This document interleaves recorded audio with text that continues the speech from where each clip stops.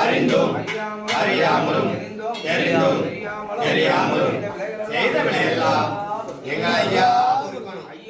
ஐயா பொறுத்து ஐயா மாப்பு தரணும். ஐயா மன்னிப்பு தரணும். ஐயா நல்ல புத்தி தரணும்.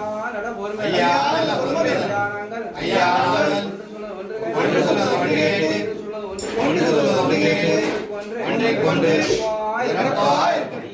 ஐயா நாடு இருக்கணும். ஐயா மக்கள் பஞ்சம் தீரும். ஐயா மாடு வளர்க்கணும். ஐயா உகப்பெருக்கணும்.